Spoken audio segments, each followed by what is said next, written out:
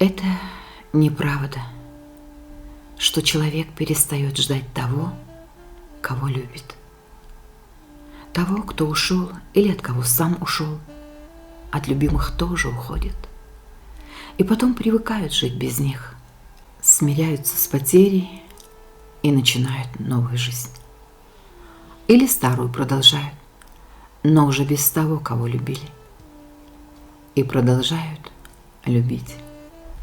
Только никому не говорят больше об этом.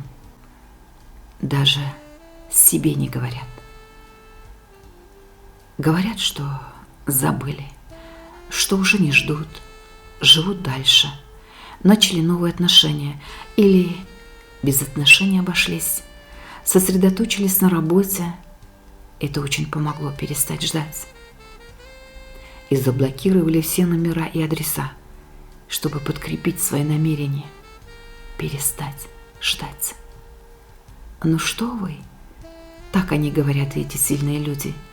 Я распрощался с прошлым и уже не жду.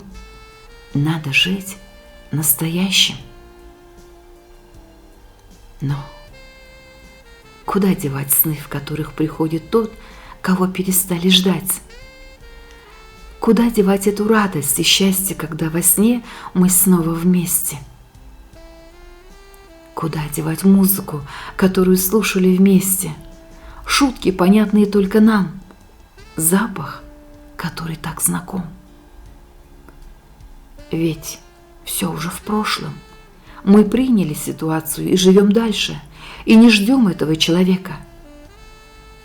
Все так говорят.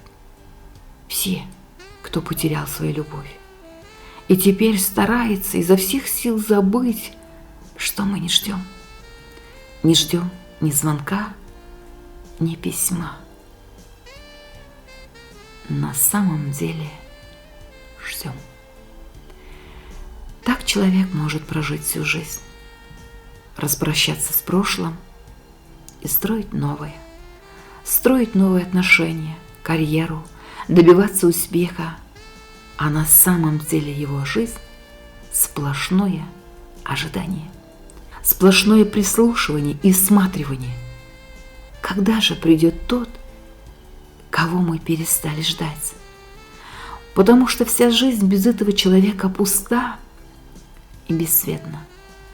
Хотя в ней много людей, так на перроне полно встречающих, но нет среди них того, кого мы ждем. А потом придет другой поезд, и мы навсегда уедем отсюда. Может, встретимся в другом месте, на конечной станции. Там все встречаются и узнают друг друга. Но иногда тот, кого ждут, возвращается, приходит, успевает до отхода поезда. Так тоже бывает. И люди воссоединяются и оживают, и говорят, что ждали так долго. Наконец говорят правду. Они ждали своего человека, только делали вид, что не ждут.